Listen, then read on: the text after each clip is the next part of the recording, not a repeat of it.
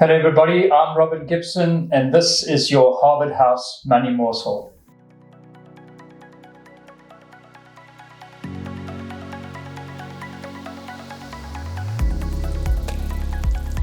Welcome back. Please don't forget to like and subscribe. Click the bell to make sure that you get notifications when we release a new video. I'm sitting today with Michael Porter, Chief Investment Officer of Harvard House. Michael, welcome. Thank you for joining us this morning. Hello, Robin.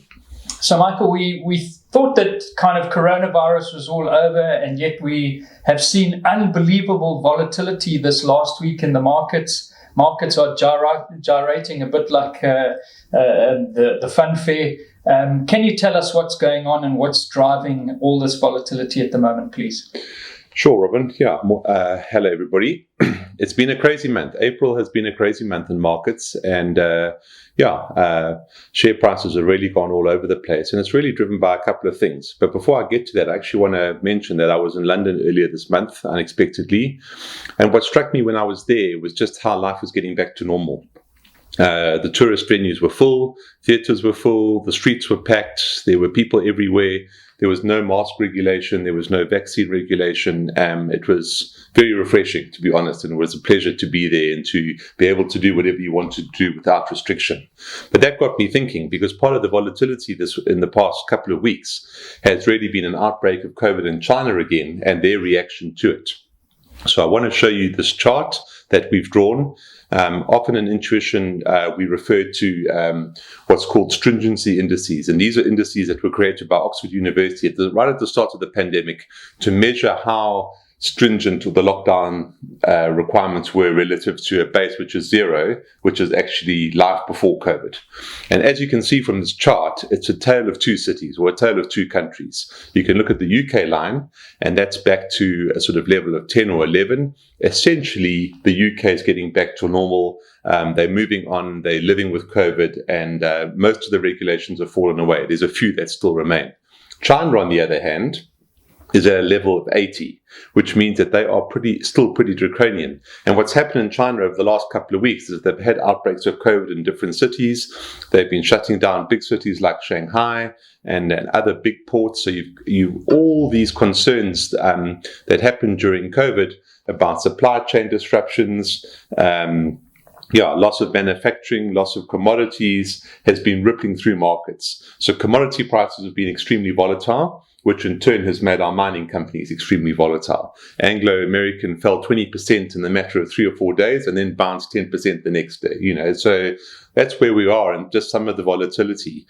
And in addition, in China, obviously there's concerns about growth, and China's doing quite a lot to stimulate their economy. But on the other hand, what's also creating some of the volatility is higher inflation. It hasn't really gone away, and the market's reaction to higher interest rates. And next week, we expect the Federal Reserve to raise interest rates by 50 basis points, which would be the first time they've raised interest rates by 0.5%, probably since 2006, 2007. It's always been 25 basis point increments. So the market's very jumpy about that. So, Michael, if we look through, obviously part of your job as asset managers is to look through the noise and to look at what is actually happening on the ground with the companies and profits. What are you seeing when you're looking through? We've got obviously a lot of companies are reporting and we're getting results. What are you seeing when you look at that?